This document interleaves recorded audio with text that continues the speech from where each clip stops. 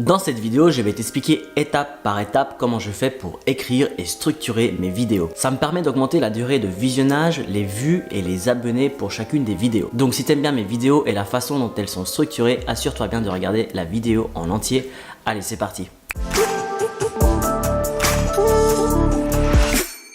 Hello c'est Nico, j'espère que tu vas bien. Avant de te donner mes astuces, il est primordial de comprendre que la durée de visionnage est la chose la plus importante pour YouTube. La durée de visionnage est tout simplement le temps que passe une personne à regarder ta vidéo. Plus ce temps est grand, plus YouTube mettra en avant ta vidéo car pour lui c'est un signe que cette vidéo fonctionne bien. Imagine que ta vidéo dure 10 minutes et que seulement 2 à 3 minutes de cette vidéo sont vues. Pour YouTube c'est un mauvais signe car tout simplement cela veut dire que les gens regardent les 2-3 premières minutes de ta vidéo et ensuite partent voir une autre vidéo. Donc il va pas forcément la mettre en avant. Mais si au contraire le temps de visionnage est de 7 voire 9 minutes, là par contre c'est un très bon signe. Tu peux donc en conclure qu'il est extrêmement important que ton audience regarde un maximum de chacune de tes vidéos et c'est exactement ce que je vais t'apprendre dans celle-ci. Donc voici mes 7 astuces. Premièrement, avoir une accroche. Je commence toutes mes vidéos par une accroche qui explique précisément ce que tu vas apprendre en regardant ma vidéo. Du moment que c'est clair pour toi et que le sujet t'intéresse, j'aurai réussi à capter ton attention. Tu seras donc plus à même de regarder la vidéo en entier. Selon moi, il est extrêmement important que l'on comprenne de quoi parle ta vidéo dans la première minute maximum. Ces premières secondes sont les plus importantes, donc évite de mettre une intro, évite de parler de toi, évite de demander aux gens de s'abonner, va droit à l'essentiel. Donc si comme moi tu fais des vidéos tuto, montre dès les premières secondes ce que tu vas apprendre avec un résultat, peu importe, il faut qu'on comprenne précisément de quoi s'agit ta vidéo. Si t'es pas dans les tutos mais plutôt dans le gaming ou les vlogs, mets dans les premières secondes de ta vidéo un moment fort de cette vidéo, puis ensuite on va pouvoir voir comment t'es arrivé jusqu'à ce moment important. Pour les tutos sur les jeux vidéo, c'est un peu comme les tutos que je fais moi.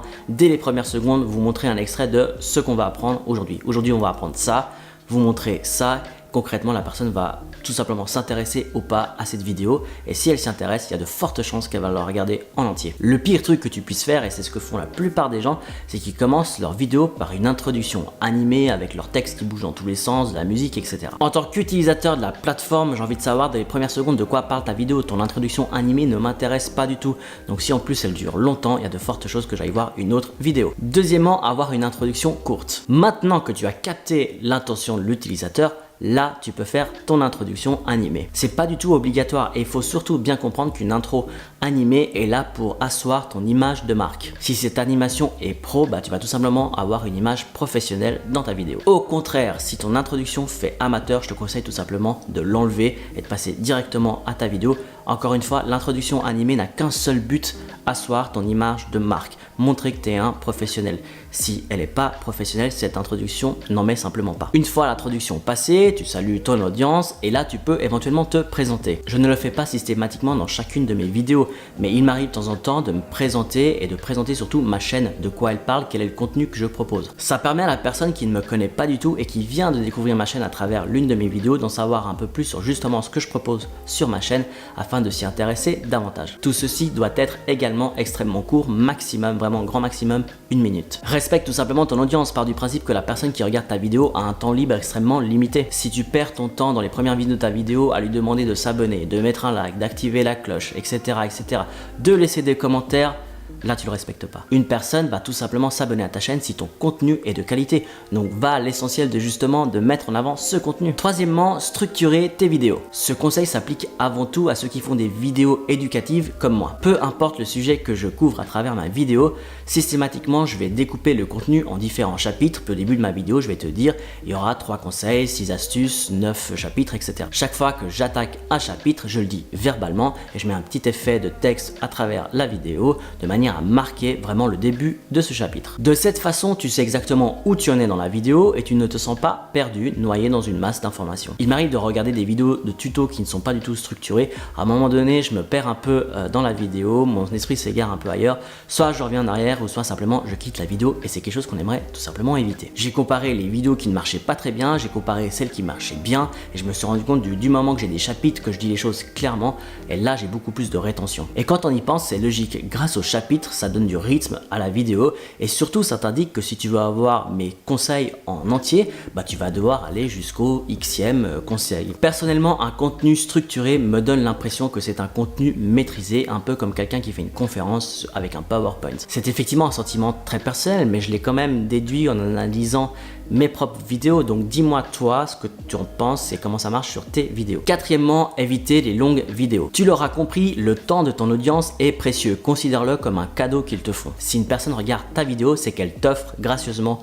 son temps libre. Donc assure-toi de lui rendre en retour, sois sympa. Moi par exemple, j'ai une règle toute simple, j'essaye d'éviter de faire des vidéos qui durent plus de 15 minutes. Encore une fois, c'est pas un chiffre que j'ai sorti de sous le chapeau, c'est quelque chose que j'ai pu comprendre en analysant mes vidéos. Dès qu'une vidéo dépasse les 15 minutes, en tout cas sur ma chaîne, j'ai beaucoup moins de vues. Je pense que les gens ils regardent, ils voient 35 minutes, ils cliquent même pas dessus parce qu'ils savent qu'ils n'ont pas envie de consacrer 35 minutes à regarder une vidéo.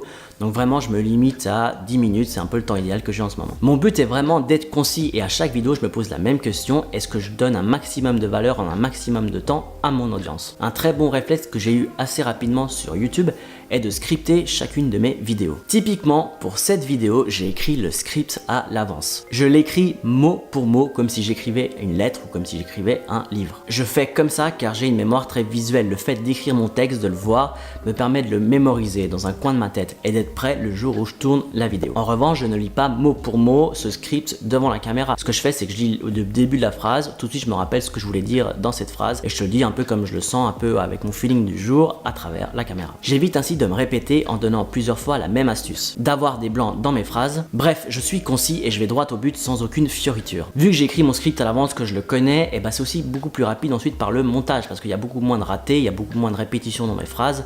Donc c'est aussi un gain de temps pour moi de faire comme ça. Ma volonté d'être concis pour toi vient tout simplement du fait que je supporte pas les youtubeurs qui parlent de 30 minutes d'un sujet qui pourrait être expliqué en 5 minutes. Encore une fois, c'est un sentiment très personnel. Si ça se trouve, toi ça te dérange pas du tout le mec qui parle pendant 30 minutes. Néanmoins, depuis que je fais attention à être concis de manière à réduire la taille de mes vidéos, j'ai remarqué que mon temps de visionnage a grandement augmenté. Pareil, tu as le droit de pas être d'accord, à toi de me dire en commentaire de cette vidéo ce que t'en penses. Cinquièmement, ne pas dire que la vidéo est finie. En analysant mes vidéos, j'ai pu remarquer que la plupart des gens partaient quelques secondes après le début de la vidéo parce que justement mon intro était mal foutue, mon accroche n'était pas assez accrocheuse, ou alors avant la fin de la vidéo. Plus précisément, j'ai pu observer que les gens quittaient la vidéo quand je disais des phrases du style: voilà, c'est fini, on a fait le tour de la vidéo, en conclusion, ok, c'est fait. En disant verbalement que tu as donné tous tes conseils, tu donnes une bonne raison à la personne qui te regarde d'aller voir une autre vidéo. C'est pas dérangeant en soi si tu as vraiment fini toute ta vidéo, mais si tu as encore des choses à dire, si par exemple tu as un chapitre de conclusion, évite donc de dire ce genre de mots pour que la personne aille jusqu'au bout de ta vidéo. C'est une erreur que j'ai fait, que j'ai remarqué ne serait-ce que la semaine dernière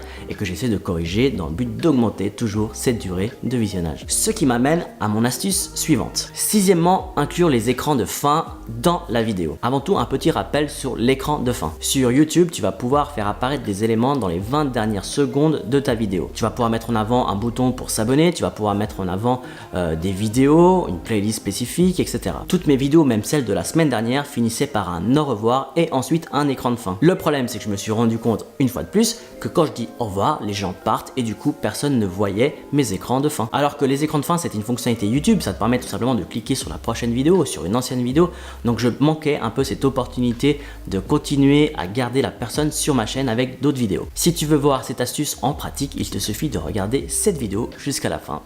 Septièmement, teaser la prochaine vidéo. Une petite astuce toute simple qui te permet d'augmenter grandement le nombre de vues pour ta prochaine vidéo et tout simplement d'en parler. Il suffit d'expliquer le sujet de la prochaine vidéo et à quel moment elle va sortir. De 1, tu vas pouvoir créer ainsi de l'intérêt pour ta prochaine vidéo et de 2, tu montres que tu publies régulièrement sur YouTube, que tu es donc un pro. Si tu connais pas le sujet de ta prochaine vidéo, c'est pas du tout grave. Par contre, pense à dire à la semaine prochaine, pense tout simplement à dire quand est-ce que tu comptes mettre en ligne cette prochaine vidéo. Moi, des fois, je dis le sujet, des fois, je le dis pas. En revanche, je vous dis systématiquement à la semaine prochaine, et quand je pars en vacances ou autre, je vous le dis pas la semaine prochaine, dans 2 semaines, dans 3 semaines, etc. C'est important que ton audience ressente que tu es investi sur YouTube, que tu n'es pas là juste de passage pendant quelques mois. Si une personne a aimé ton contenu, ça va forcément l'intéresser de savoir qu'il y en a une autre vidéo qui va sortir demain, après-demain ou dans la semaine prochaine. J'espère que ces astuces vont t'aider à avoir une meilleure rétention et d'augmenter ton nombre de vues. Si cette vidéo t'a plu, merci de la partager et d'y mettre le like qui va bien. Au moment où je tourne cette vidéo, je ne sais pas encore exactement quel est le sujet de la prochaine, j'ai 2-3 idées